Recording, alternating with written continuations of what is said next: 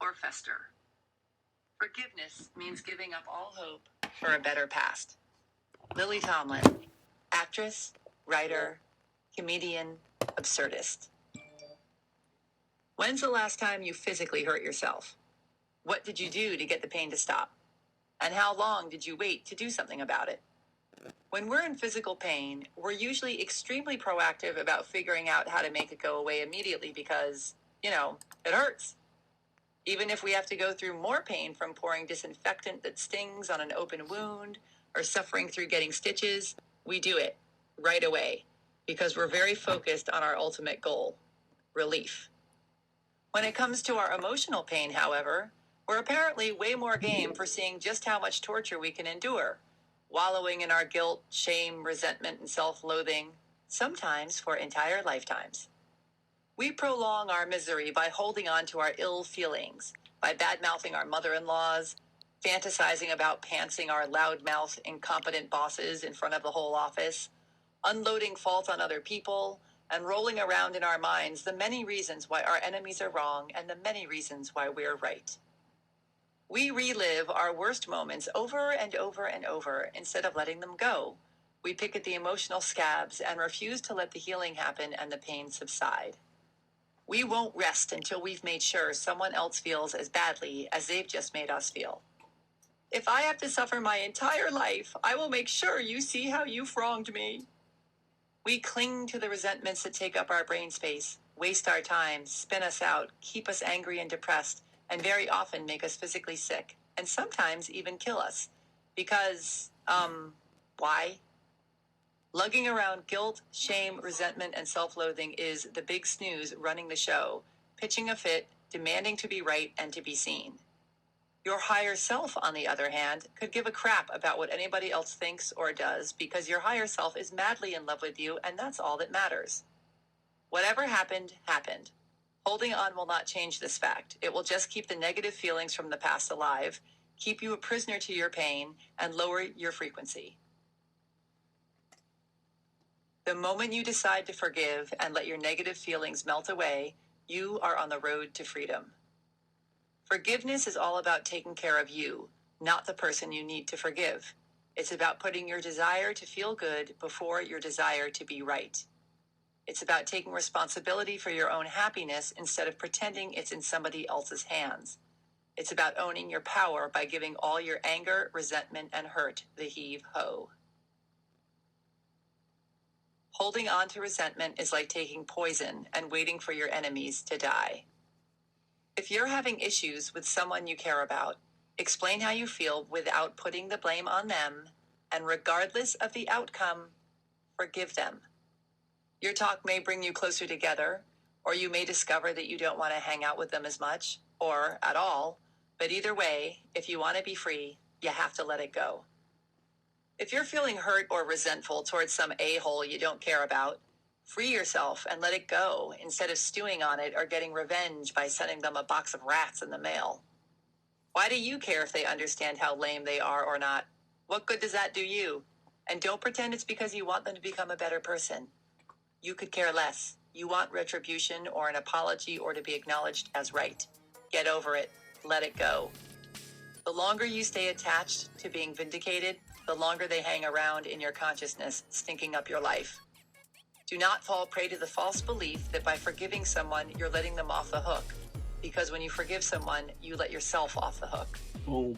Forgiving isn't about being nice to them. It's about being nice to yourself. Okay, so great. Yes, we get it. Now how do you actually let it all go? How do you forgive this stupid bastard? 1. Find compassion. Finding compassion for yourself or someone else who did something so awful is like pulling a bullet out of your arm. You may kick and scream and hate it at first, but in the long run, it's the only way to start the real healing. One of the best tricks for doing this is to imagine the person you're resentful of as a little kid. Think of this little person acting out of fear, doing the best they can to protect themselves and attempting to deal with their own suffering in the only way they know how. People act poorly because they are in pain or confused or both. Understanding this and imagining the person who you want to behead as a sweet little innocent child with big puppy dog eyes will help you find compassion for them, which is the key to forgiveness. And same goes for anything you feel you need to forgive yourself about. You too are just a little bunny trying to work it all out. Find compassion for your sweet little sippy cup self and let it all go.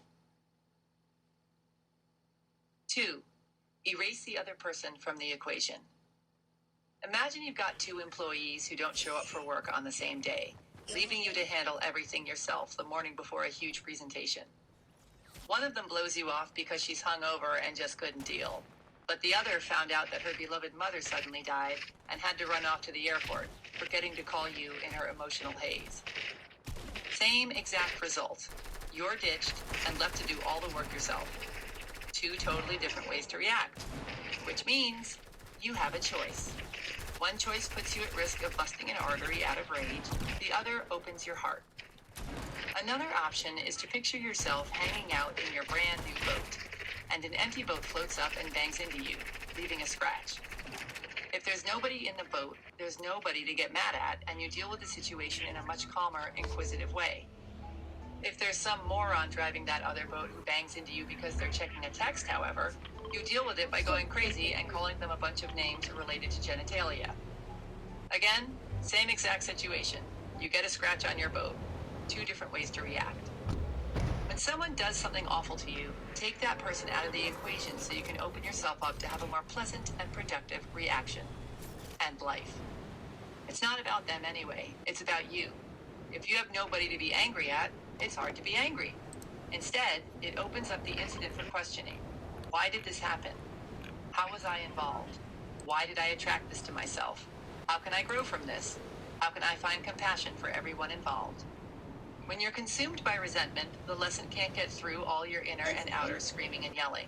Do yourself a favor and use irritating situations and people as opportunities for growth, not pain. 3. Decide you'd rather be happy than right. Sometimes the road to freedom lies in deciding you'd rather be happy than right. Yes, your idiot friend should have paid the parking ticket she got when she borrowed your car, or your brother shouldn't have shaved your dog while he was house sitting for you.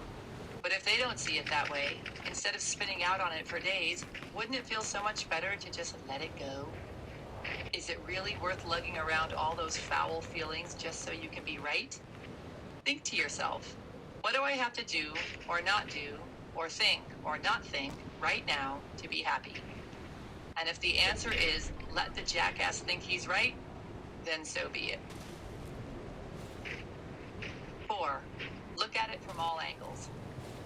It's important to remember that everyone is living in their own self-created illusion, and that you have no idea what they're acting out or where they're coming from. So just because you think something is totally not okay, in their illusion, it could be fine, and your way could be totally not okay. Look at it from another perspective. Loosen your stranglehold on it being my way or the highway. Let some air in, and you may be surprised how quickly resentment flies out the window. For example, you send your good friend a text about a dinner party you're having and invite her to come. She sends you a text back saying she can't make it because it's her birthday. You now realize you completely forgot her birthday, so you text her back an apology and a sad face. You hear nothing back. So you text her, "Happy birthday." You still hear nothing back, so you proceed to spin out. You go from feeling awful for hurting her feelings, to wondering what kind of idiot adult still cares that much about her stupid birthday, to thinking how much you'll have to spend on a present to relieve your guilt. Meanwhile, she accidentally dropped her phone in the toilet bowl after her last text to you. By being inquisitive about, instead of a slave to, your reactions to other people, you get the double whammy bonus of not only setting yourself up to forgive them much more easily, Come on, let me because go. you realize that it's really Let about me you, go. but you receive the great gift of being enlightened to I some of did your well. own not so special Oh, they're traits, gonna reload. so you can grow and learn from them. I did well. I Much don't care more what on they all this say. in chapter 21, Millions of Mirrors. In her brilliant book, I Mean It, Go Get It, Loving What Is, 4 Questions That Can Change Your Life, Byron Katie says, "We don't attach to people or things. We attach to uninvestigated concepts that we believe to be true in the moment. For example, in the aforementioned scenario, Instead of attaching to the quote-unquote truth that this person isn't answering your text because they're upset, all you need to do is ask yourself, why am I freaking out over something that I have no proof is even true? Or, how would I feel if I didn't just assume that my friend is mad at me? You could literally be one question away from being happy in any otherwise upsetting situation. 5. Have a total shit fit. Go somewhere alone and far away from other people and beat the hell out of a pillow or a mattress or some other soft, inanimate object that won't hurt your fist or punch you back. Scream and yell about what a selfish little pig this other person is and go for it 100% until you're exhausted or someone calls the cops on you. Get it out of your system totally and completely, and then let it go. 6. Remember that you won't even remember this. Try and think about someone who had you totally freaking out and all pissed off 3 years ago. Can you even come up with someone? If you can you get all worked up about them now?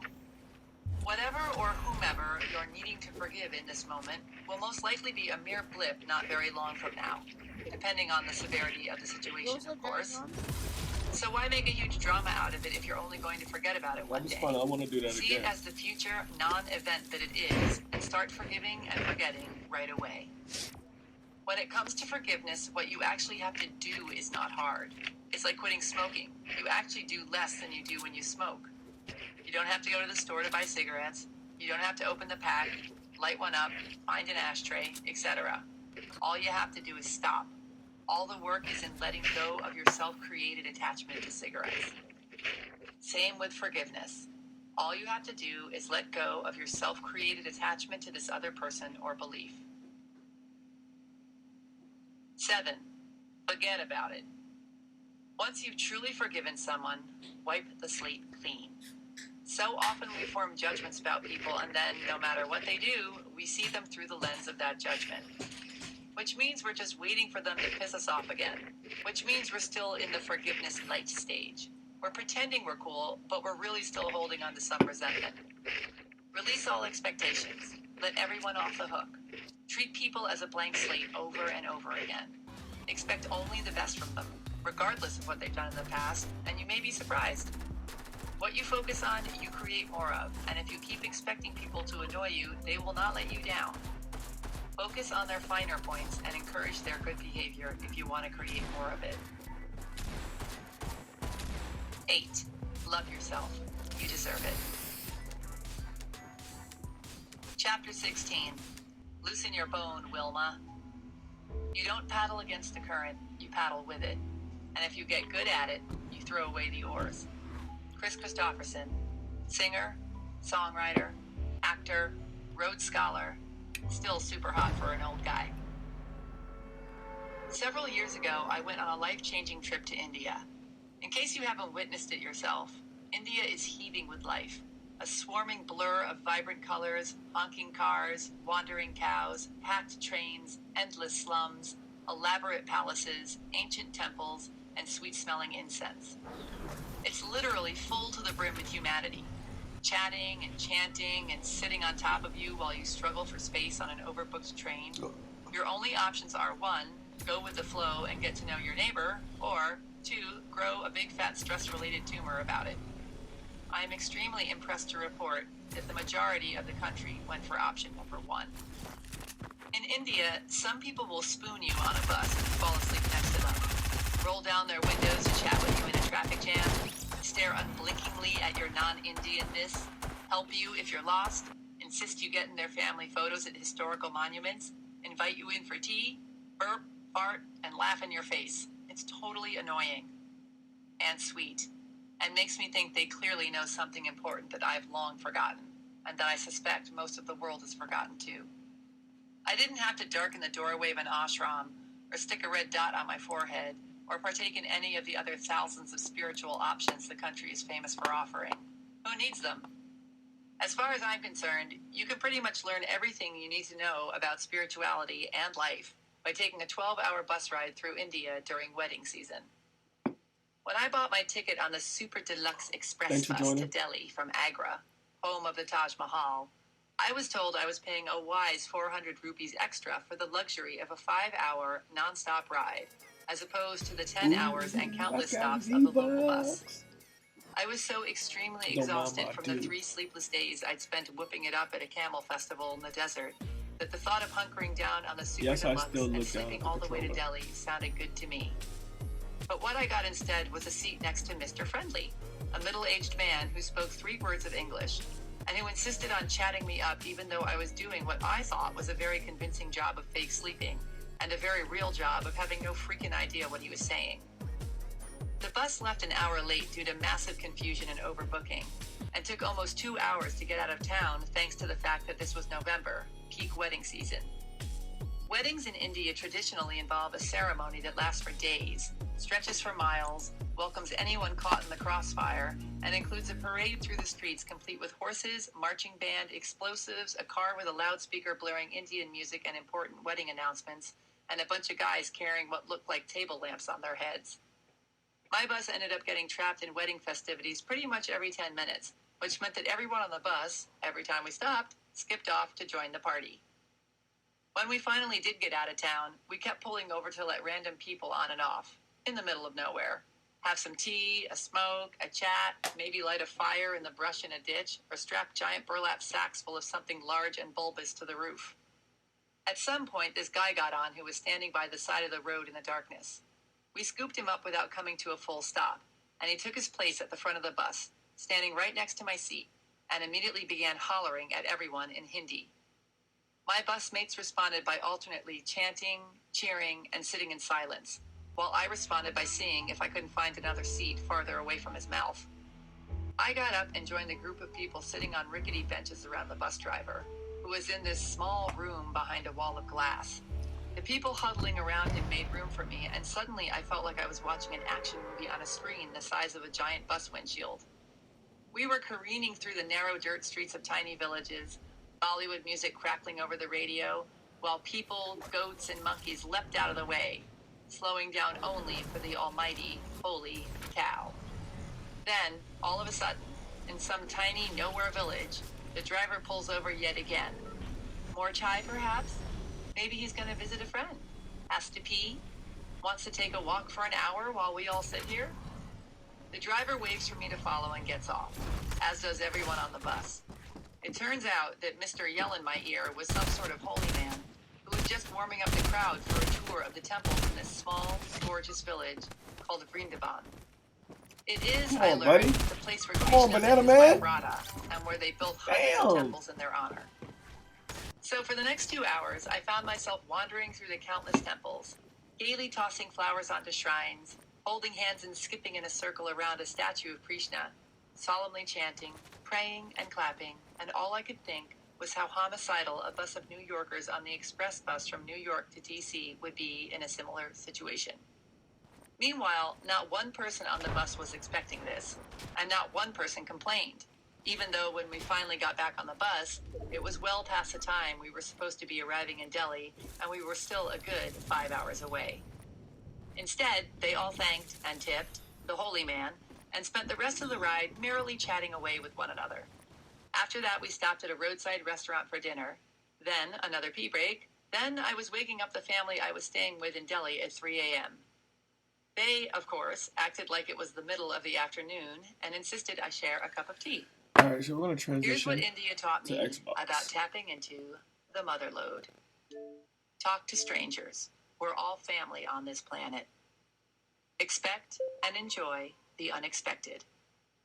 Find the humor. Join the party. Live in the moment. Time spent enjoying yourself is never time wasted. Share your space. Loosen your bone, Wilma. Love yourself, and life becomes a party. Part 4. How to get over your BS already. Chapter 17. It's so easy once you figure out it isn't hard. Reality is merely an illusion, albeit a very persistent one. Albert Einstein, scientist, awesomist. I was hanging out in my sunny California home one morning, reading the newspaper with the doors flung open and the stereo blasting, when all of a sudden a bird came tearing into my living room. He was flapping around like a maniac, flying into lamps and plants, spreading leaves, feathers, poop, and panic all over the place. In an attempt to escape, he kept slamming himself into the window while I feebly chased him around with a flip-flop, trying to guide him back towards the open door. It was awful to watch. The poor guy was all panting and wild-eyed, his little birdie heart no doubt about to explode with fear, while he threw himself over and over again into the glass at full speed. I finally managed to escort him outside to freedom, and then spent a very bothered few minutes calming my own little birdie heart while I revisited the scene of the accident. I imagined his confusion and frustration. I can see the sky. It's right there. If I fly hard and fast enough, I know I can reach it. It made me think of the way so many of us live our lives. We can see what we want and nearly kill ourselves trying to get it in a way that's not working.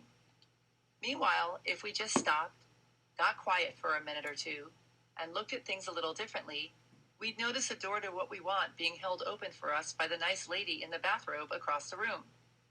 Then all we'd have to do is fly through it. Oh, the drama we create for ourselves. We're so deeply wrapped up in our stories. I don't have the money. I'm not good enough.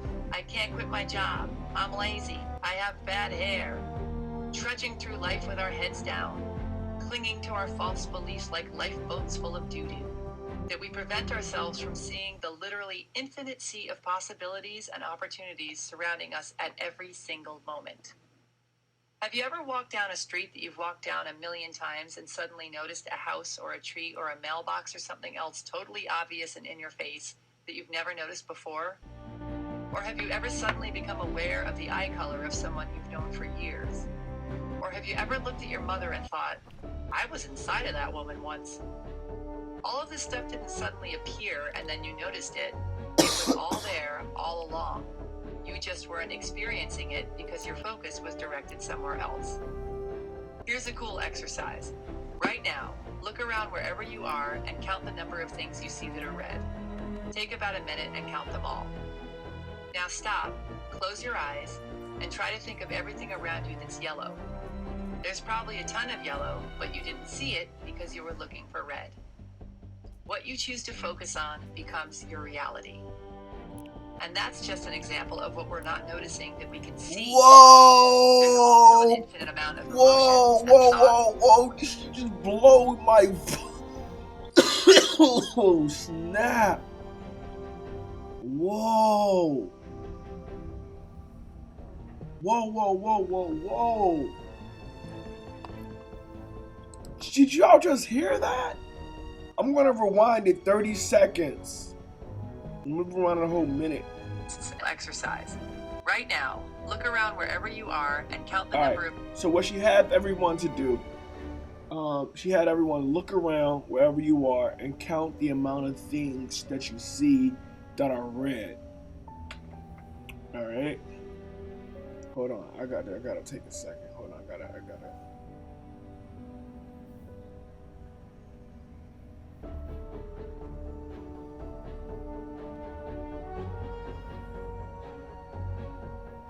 Wow. Okay.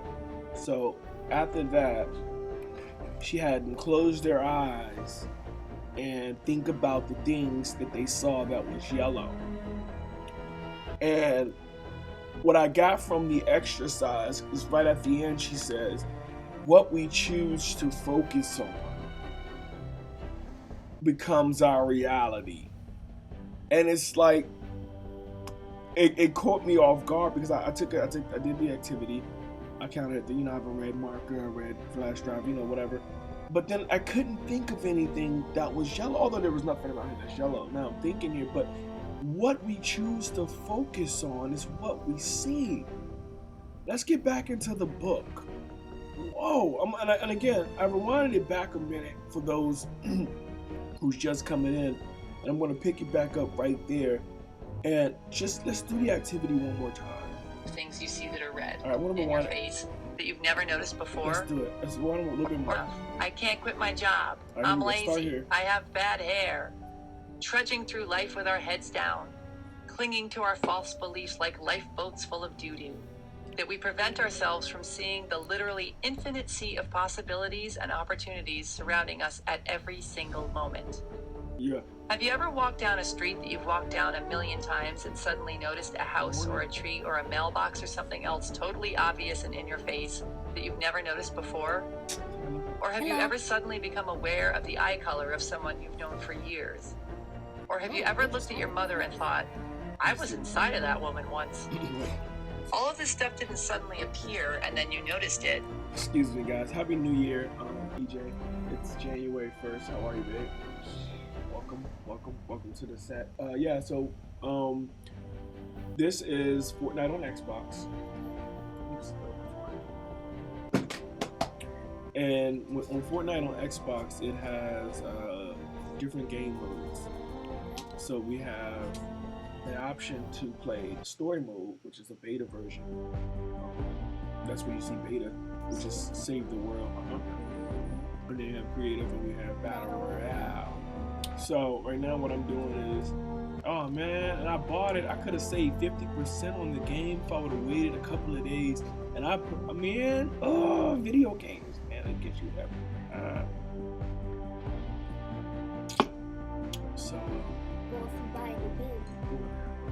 But yeah, so we're doing a new segment here where we listen to audiobooks while we game. So it's like refreshing our brain while we game. You know what I mean? So this one is really good. She's going to do a really good activity. I think you'll like it as well. Listen up. It was all there all along. You just weren't experiencing at every single moment. Have you ever walked down a street that you've walked down a million times and suddenly noticed a house or a tree or a mailbox or something else totally obvious and in your face that you've never noticed before? Or have you ever suddenly become aware of the eye color of someone you've known for years? Or have you ever looked at your mother and thought, I was inside of that woman once? All of this stuff didn't suddenly appear and then you noticed it. It was all there all along. You just weren't experiencing it because your focus was directed somewhere else. Here's a cool exercise. Right now, look around wherever you are and count the number of things you see that are red. Take about a minute and count them all. Now stop, close your eyes, and try to think of everything around you that's yellow. There's probably a ton of yellow, but you didn't see it because you were looking for red. What you choose to focus on becomes your reality. And that's just an example of what we're not noticing that we can see. There's also an infinite amount of emotions and thoughts and beliefs and interpretations and sounds and dreams and opportunities and smells and points of view and ways to feel good and responses and non-responses and things to say and ways to help. Yet, because we're so set in our ways and so committed to our stories about who we are and what our reality looks like, we only scratch the very surface of all that's available to us in every single moment. Thanks. Meanwhile, we're totally surrounded by countless awesome versions of reality, and they're all just hanging around like a bunch of shy teenage girls at the prom, leaning against the walls, waiting for us to ask them to dance. As the poet William Blake so eloquently stated, if the doors of perception were cleansed, everything would appear to man as it is, infinite. So, why would you create anything that's not totally awesome? I mean, we're only talking about your life here. If you chose to get over all your reasons why the money you so desire is evil, or your conviction that you're the kind of person who's scared of intimacy, or your attachment to a plethora of other excuses that you perceive to be very serious and real, when in reality, they're probably kind of cute and ridiculous. You could literally create any reality you want. Whenever I become impressed by a particularly creative array of new excuses I've come up with, or start to organize an elaborate pity party for myself, I turn to Ray Charles. I don't often listen to his music, but I always think about Ray when I need a kick in the rear end. He was a broke, blind minority who was orphaned by the age of 15 and raised in the colored part of town, in a time when slavery wasn't all that distant of a memory, and he went on to become one of the most influential and successful American musicians of all time. Basically, he wasted no time on excuses. Any little woe is me-ism that I try and hold up against Ray instantly bolts into the sniveling little nice try that it is, and I'm forced to look upon my life and my excuses with a new perspective. Really? You're really gonna let that stop you? All you have to do is make the choice to let go of everything you're so attached to that's not serving you, and manifest the reality that you want. Life is an illusion created by your perception, and it can be changed the moment you choose to change it. Our entire experience on this planet is determined by how we choose to perceive our reality. I know, as if. It can't be that easy. If it was that simple, how could I possibly have spent all this time banging my head against the glass wall of my own self-created ho-hummery? But before you get into a bad mood about it, remember, all this stumbling around in the reality we tend to be stuck in is very valuable because it allows us to grow and learn and evolve. Rough seas make better sailors, but you get to choose how long you want to stay in school and work on the same issues over and over and over.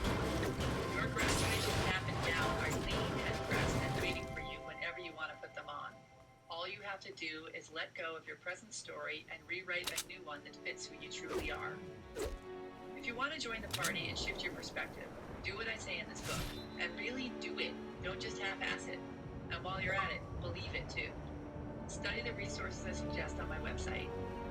Commit to releasing your attachment to low-frequency thoughts and experiences. Trust that the universe loves the crap out of you. Kick fear in the face and head bravely into the unknown.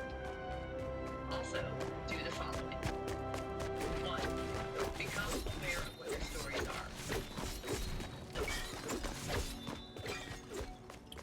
Excuse me, I need to co-parent. Hello? Happy New Year. This target's a tricky one. Keep Say searching. what? Alright, well, let me mute my...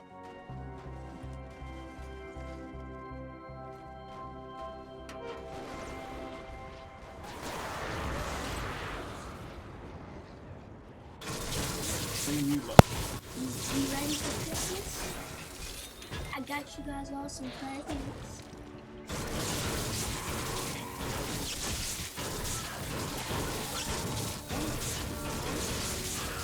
I can't wait for us to come so I can come home and make some cookies with you. Yay! Yes, it's all back except my microphone. More than those.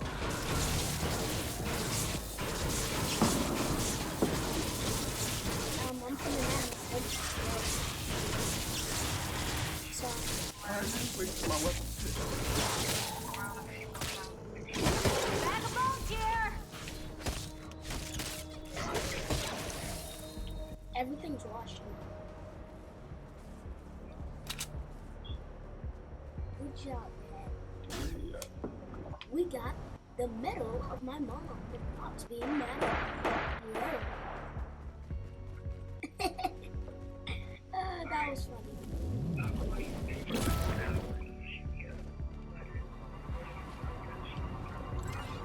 Can I talk to Aunt Jeannie? Bruh. Oh, Bruh, don't listen. if she's sleeping, Hearty if you know medium she's roast. sleeping, Aunt Jeannie. I feel more like myself already. You think I could get a handful of that coffee? Sure, Lars, but usually coffee comes in cups, not handfuls. Whatever you say, little robot. But if I sleep, I'll have that dream again. Wait, you're having crazy nightmares too? We'll get you some coffee, Lars. Make it 2 handfuls, please.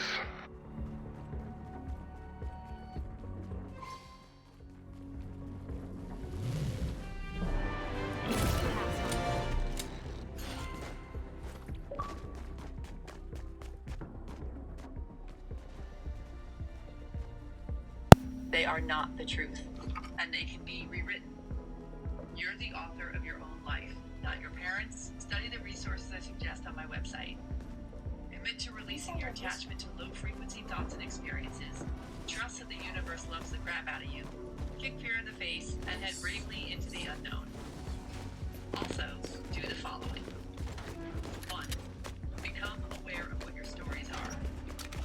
We call these stories because that's what they are. They are not the truth, and they can be rewritten. You're the author of your own life, not your parents, not society, not your partner, not your friends, not the bullies who called you Fatzilla in junior high. And the sooner you decide to rewrite yourself a better script, the sooner you get to live a more awesome life. Before Before you can let go of your stories, get clear on what they are. Listen to what you say and what you think about, and start busting yourself in your own lies. We get so used to and so identify with our broken records that we don't even notice they exist or that they're not even real. And yet we'll fight to the death to uphold their non-truths. Listen specifically for sentences that begin with, I always, I never, I can't, I should, I somehow, I wish, I want, as opposed to I will and I am. I don't have. One day, I'm trying to. Sad Sack Jane, the lawyer, says she should keep her miserable job at the prestigious firm because she'll never find one that she likes that pays as well. Really? Is that why nobody on earth, anywhere, is doing a job that they love and making even more money than you make, Jane? Lonely-hearted Sally always says she can't find a good single man because there aren't any left out there. Really, Sally? All the good single men will hunt you down and kill, so no matter how many dates you go on, or how many times you put on sexy high heels and hang around Home Depot, you'll never bump into one? Was the awesome guy your friend Deb just met the lone survival of the good guy genocide? Broke-ass Joe, the personal trainer, always talks about how he can't make any money and how there are no good high-paying clients out there. Really, Joe? Not any? Anywhere? Then how is it that other personal trainers have more high-paying clients than they can handle? And that some even created energy drinks and workout products with their pictures on them and are raking it in on QVC. Another good place to catch yourself in a story is by looking at the areas in your life that are sagging. If you're constantly angry, maybe your story is, nobody understands me. When you're ready. If you're always overweight, maybe your story is, I have no self-discipline. If you're uninvited from Thanksgiving dinner because you wouldn't let anyone else talk at the last 3 family gatherings, maybe your story is, Nice work. nobody pays any attention to Add me. blue glow to the atlas. Remember, as Open Wallace mission Waddle control when said, you're ready to begin. to think what you want to think is to think the truth, regardless of Thanks for the appearances. pick-me-up. Instead of pretending I to be can't do stuck that in these dream lame-o again. realities, Steel Wool use is your on power of thought to stage. change your Lights come attitude up. and change your life. Suddenly, my fingers just Start paying forget how to attention. play. What are your The favorite audience turns on us, self-sabotaging throwing stories? bottles and What do you hear yourself refunds. think and say over and And then over they again start that has become who screaming. you are, I'm not sure or what, rather who you think you are? but it sounded like Bust yourself in your own tired, Boo. old, broken records right Steel now Wool so you can does set about not rewriting hear your stories and boos. creating the kind of life you love. 2. Become aware of what you're gaining from your stories.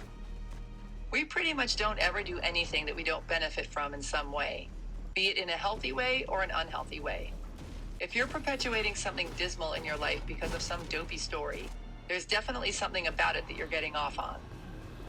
Let's say, for example, that your story is that you're depressed. Chances are pretty good that even though it feels awful, when you feel awful, you don't have to work hard, or do the laundry, or go to the gym. It also feels very familiar and cozy and comfortable. It gets you attention.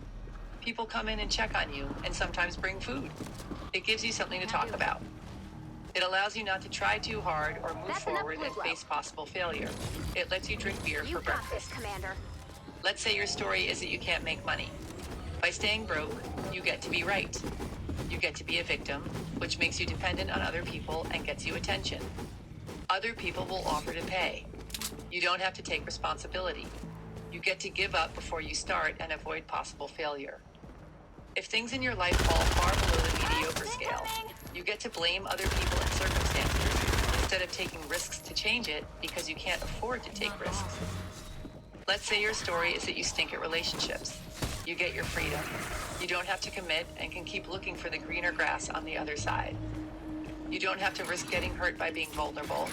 You get to complain about always being single and get sympathy. You get the whole bed to yourself, never have to compromise, and don't have to shave unless it's summer. We don't realize it, but we're making the perks we get from perpetuating our stories more important than getting the things we really want because it's familiar territory, it's what we're comfy with, and we're scared to let it go. If we've been depressed or victimized or whatever since childhood, we trick ourselves into believing that it's really who we are as adults in order to continue reaping the quote-unquote rewards. It's how we survived as kids, but it doesn't serve us anymore, so we need to get rid of it or we'll just keep creating more of it.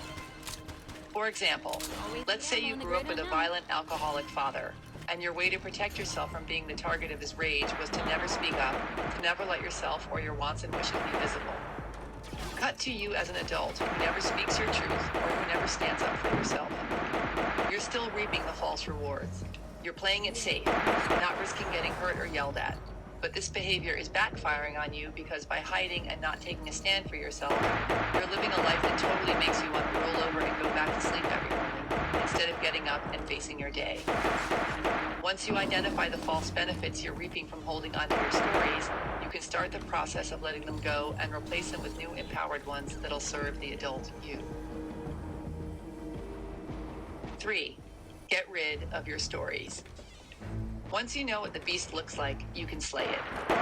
Take your list of can'ts and shoulds and I nevers, etc., and write stream of consciousness in a journal, and really feel in your body what you're getting from these old limiting beliefs, such as, I feel special, I feel safe, I get to live with my parents and never get a job, etc.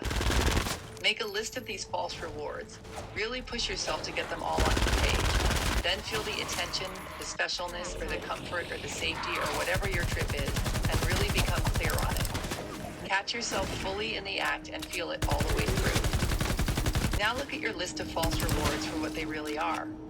Scared little parts of yourself acting out. Thank them for trying to protect you and for keeping you company, but tell them it's time to run along now. Then replace the feelings you got from these false rewards with the feelings of joy and power and excitement that stepping into who you truly are and who you're now becoming will bring. Imagine that childish version of yourself leaving your body and the powerful adult stepping in. Breathe in the adult, breathe out the kid and the old story. It's like finally taking the keys to the Ferrari back from the 7-year-old version of yourself who's been driving it all this time, nearly getting you killed. See yourself as the adult stepping in to take your place behind the wheel. Keep envisioning or writing down what it looks like and feels like to have the real adult you replace your old childhood story. Feel it. Get excited by it. Then make the decision that you're ready to change and take positive action in the direction you want to go. For example, let's say that lonely-hearted Sally finally got fed up enough to get mighty real with herself and face her issues around relationships. She'd start by getting clear on what her stories are. I can't meet a man because there aren't any good ones left. I suck at flirting. I never know what to say to men. I get in line for some caffeine? I'm not attractive to men. Not the good ones anyway. I scare men away. I don't trust men. I don't believe there really is anyone out there for me. Once she's got her list, which could easily go on for pages, by the way, but for the sake of example, and because I'd like to leave the house today, we'll stick with these. Sally can stream of consciousness journal about the false rewards she's getting. And by stream of consciousness, I mean just let it flow. Don't edit it or overthink it too much. Just write it. In Sally's case, her journaling could look like this. By saying there aren't any good men out there, I don't have to take responsibility for why I'm not meeting any. I get to feel victimized and right for staying single. I get to prove how lame men are by never being with a good one. My pain of feeling unworthy and my mistrust of men get proven right when I stay single. I feel like I know what I'm doing, and I get to stay in control by not letting anyone get close to me. I feel free. I feel safe. I feel special because I get attention for breaking the rules. Again, this could go on for hours, but you get the idea. Once she's gotten all her false rewards on the page, Sally can then focus on them, feel them all the way through, thank them for trying to protect her. We don't want this to turn into a self-loathing exercise, please. And release them by replacing them with new, powerful stories. She can literally take each one and replace it with a new truth. For example, by saying there aren't any good men out there, I don't have to take responsibility for why I'm not meeting any.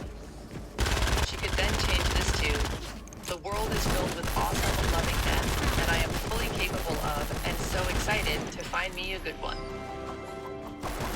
I get to feel victimized and right for staying single. She could change this to, I am powerful and in control of my life. I choose to love and be loved. Get him. I get to prove how lame men are by never being with a good one. She could then change this to, I love and trust men and am so thrilled to be with an awesome guy who makes me giddy with happiness. bruh. These new stories become her new truth, and in order to make them stick, she focuses on them, breathes them in, and feels how happy they make her feel. These stories are her new affirmations. Remember those? That she will not only write down and repeat and reward herself with over and over and over, but that she will instantly replace her old stories with if they should fly out of her mouth or into her mind out of habit. Let's review, shall we? 1. List off your old stories that you've gotten into the habit of thinking and saying. 2. Journal about the false rewards you get. 3. Feel into these false rewards, thank them for their help, and decide to let them go. 4. Take each false reward and write a new, powerful story to replace it with. 5. Repeat this new story or affirmation over and over and over until it becomes your truth. 6. Behold your awesome life. Nothing in this world is permanent, including our stories. Yet we try to hold on to them with false security, which ultimately leads to sorrow and loss. Be willing to let go. Keep reinventing your story as you continue to grow. 4. Get a move on. Once you've gotten clear on your story and have done the energy work, take action. If you were once depressed but have decided to let it go, stop listening to melancholy music. Stop talking about how lousy you feel. Stop pretending that putting on your bathrobe counts as getting dressed, etc. Instead, focus on the good and do the things you love to do. Make an effort instead of collapsing into the familiar feeling of being depressed. Realize that you've gotten into habits with these things and switch them around. Behave the way a person who isn't depressed behaves.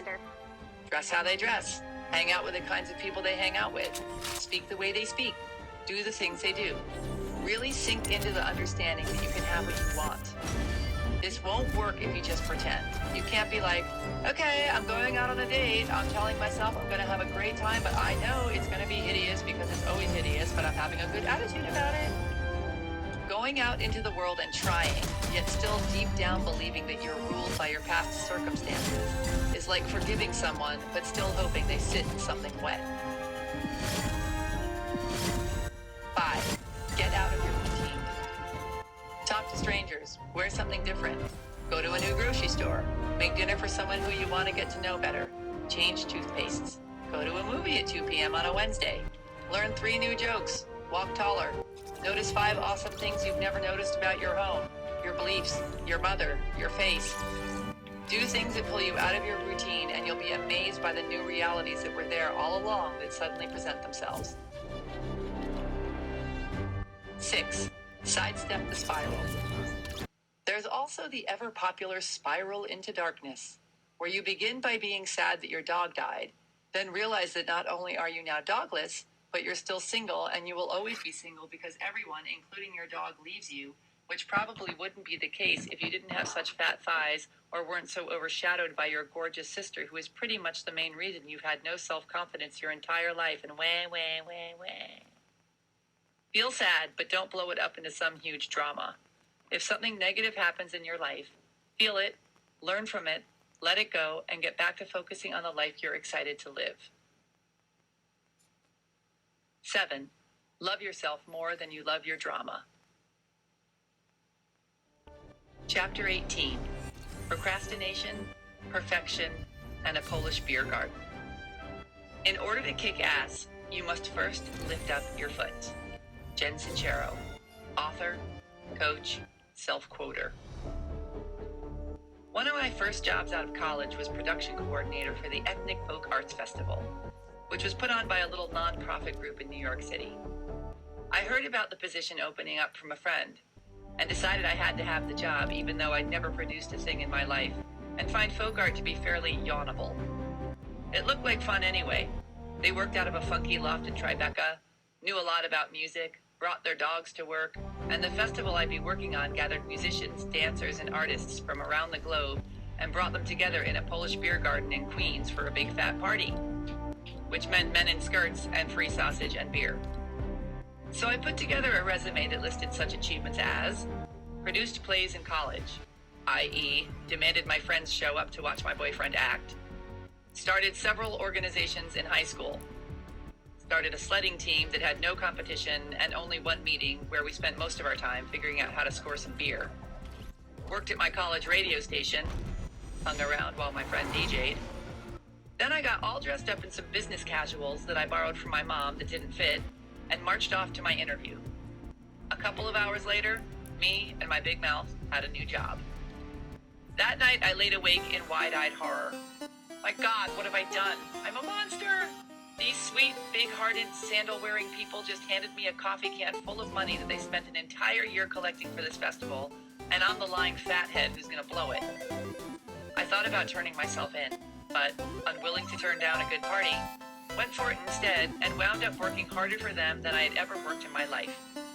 I decided that I'd rise to the occasion, that I would do whatever it took to make this the best damn festival that Polish beer garden had ever seen.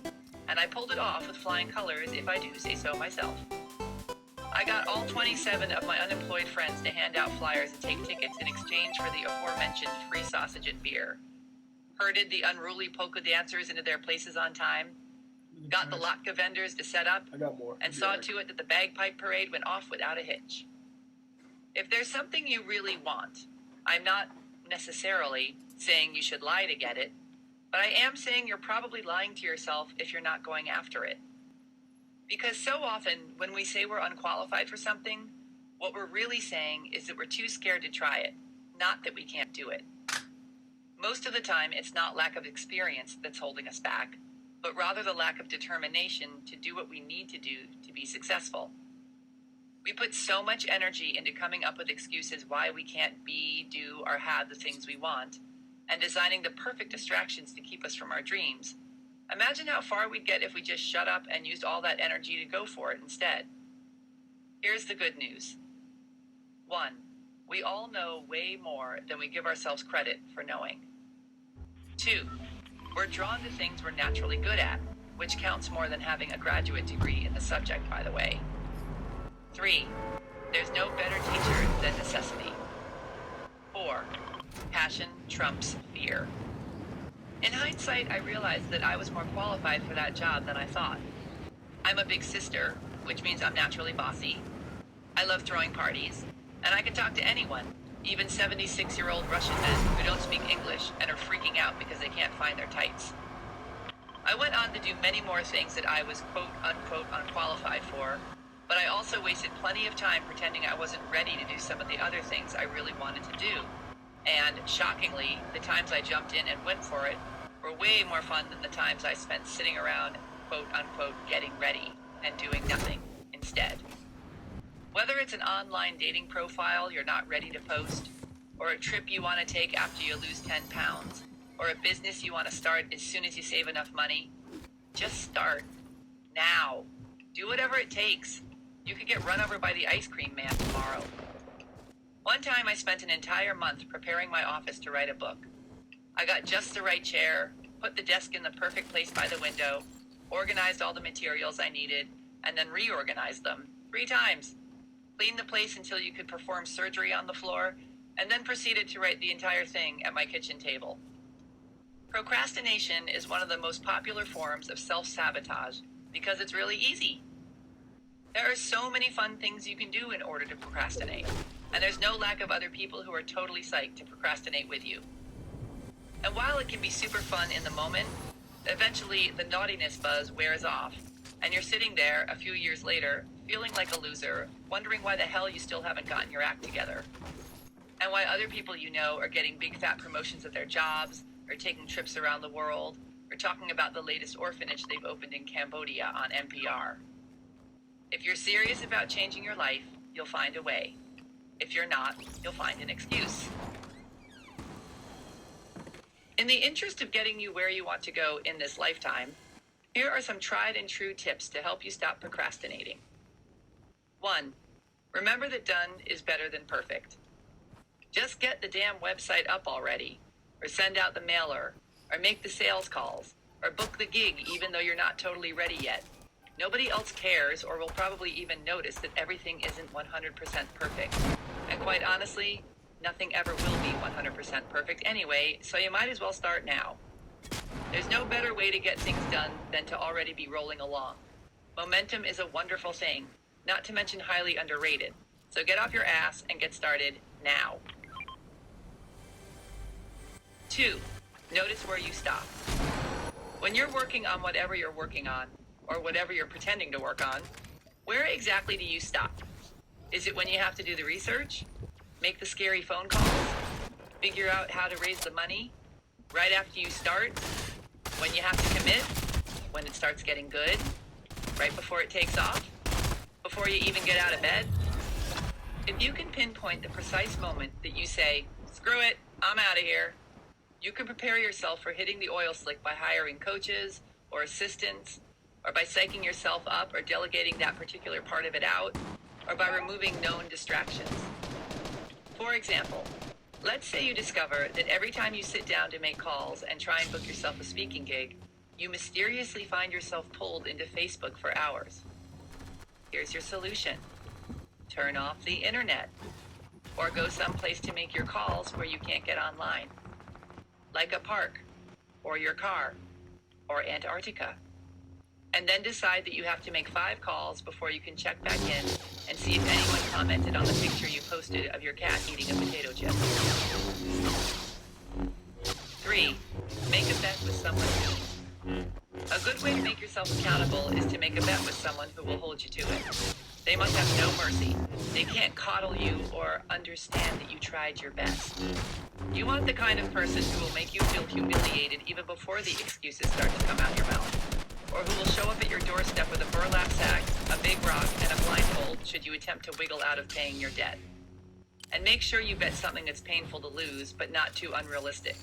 For example, you could bet someone $1,000 that you'll have the first chapter of your book written by a certain date. Make it a payable amount that you really don't want to pay, but that's barely within your reach. Then write the check out to him, include the payment date, and keep it over your desk to remind you what's in store if you don't get the job done. And if you really want to up the stakes, tell him that if you don't meet your deadline, instead of giving him the money, you'll donate the $1,000 to a group or cause that makes your flesh crawl. Personally, I find this kind of horror works wonders for my self-discipline. 4.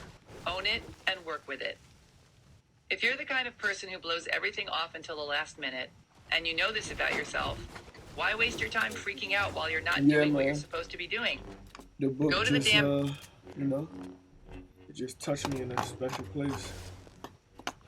Follow me,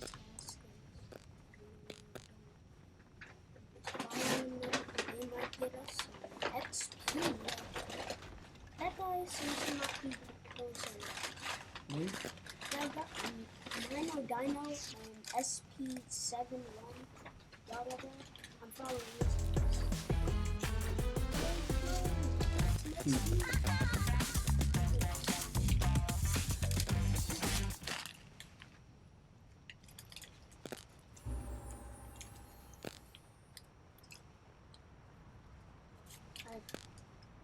The whole team is here.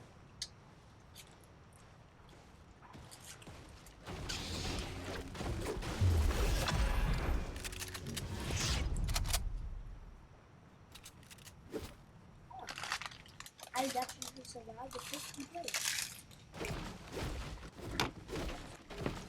Beach, have a cocktail, and when the pressure's on, get down to business. There's nothing worse than time wasted pretending to work or stressing out while trying to have fun. No work gets done and no fun is had.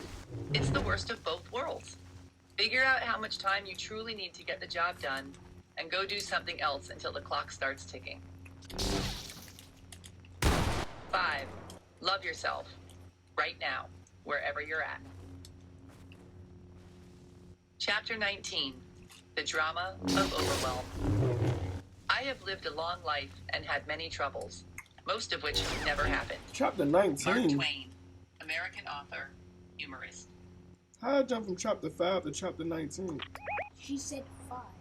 I mean, chapter 15 to chapter 19 so fast. When I set out to write a new book, I find it very helpful to start with a separate see a yellow index book card over for there? each chapter. I put the chapter title at the top of each card, The whole book is write my yellow. notes in the space underneath, and then spread them all out on a table so I can see the whole thing at once. I just did this a few days ago, and it was so exciting. Behold, my glorious new book. About 2 seconds later, however, I was seized by panic. Oh my God, that is a lot of chapters. How the hell am I going to get it all done in time? My deadline is speeding around the corner and I'm not even entirely sure what I'm putting in each section yet. What was I thinking? How come I didn't start this 8 months ago? Is it too early for wine? Someone help me. I am sinking. I closed my eyes and took a deep breath. Just do one chapter at a time. So I pulled a random card off the table, opened my eyes, and it was, of course, Chapter 19, The Drama of Overwhelm.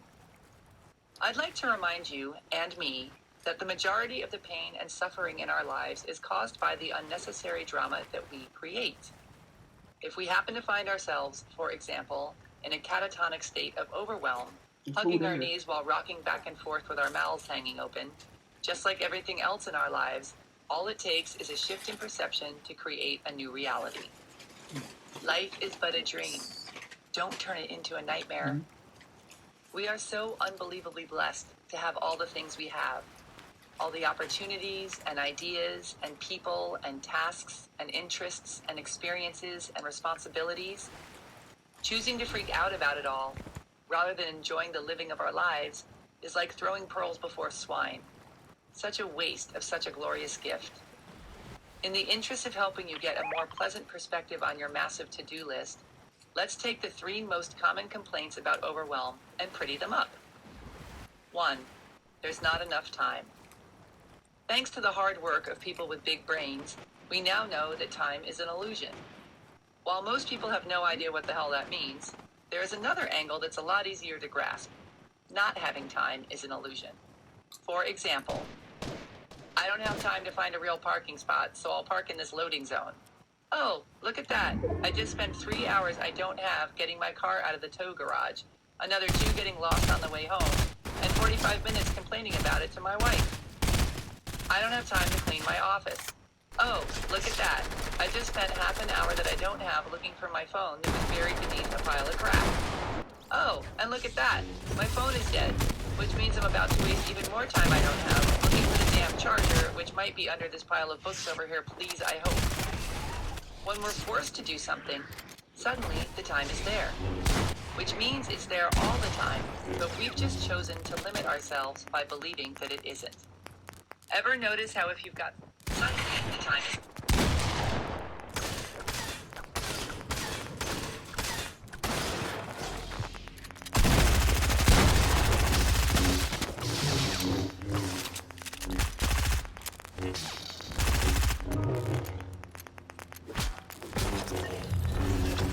6 months to do something, it'll take you 6 months to do it.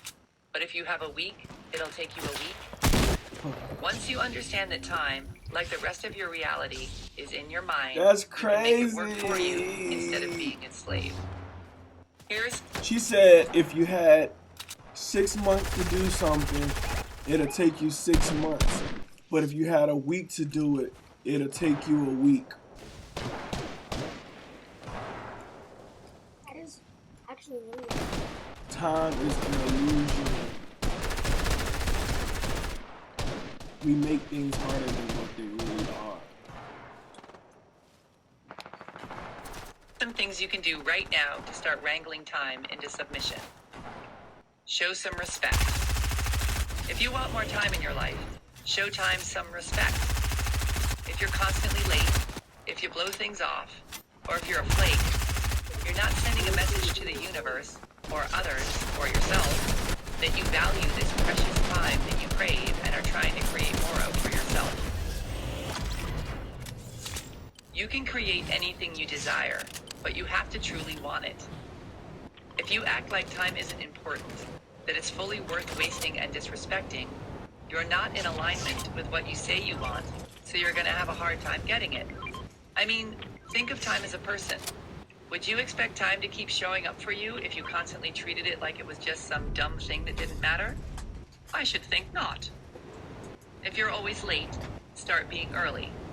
If you constantly cancel or flake or forget your dates with people, get it together. Write down your appointments and keep them. Set your alarm on your cell phone to remind you to get ready. Early. Write things on the back of your hands. Keep your word if you say you're going to do something. It's not rocket science. If you want to have a good relationship with time, have a good relationship with time. Not only will this help you create more time in your own life, but you'll stop being one of those rude people who constantly wastes everyone else's. Keep your friends close and your enemies closer. What do you find yourself doing instead of doing what you're supposed to be doing? Screwing around on Facebook? Answering emails? Eating even though you're not hungry? Once you know what your favorite distractions are, you can build up a good defense against them.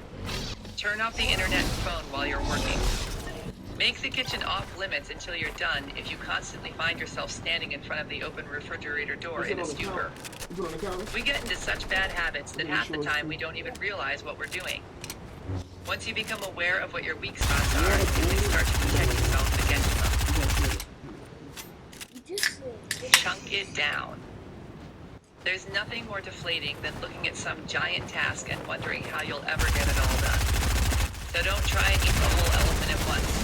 Break it down into bite-sized bits. For example, instead of walking around your entire house from one catastrophically messy room to the next, wondering how you're ever going to clean the whole gigantic thing, and trying to figure out how you can justify not doing it instead of trying to figure out how you're going to do it, break it down and just focus on one room at a time.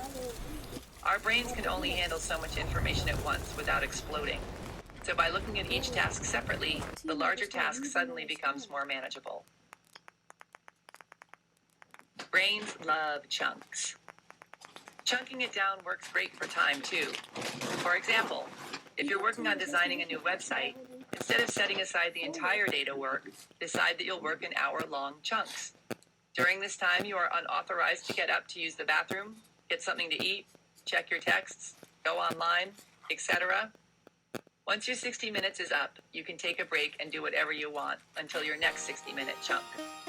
We can do anything for 60 minutes. Our brains go into overwhelm when we try to do it all in one big block of time. 2. There's too much to do. Ever notice that whenever you ask someone how they're doing, about 99% of the time they say something like, "Good. Really busy, but good." Busy has become the new "fine, thanks."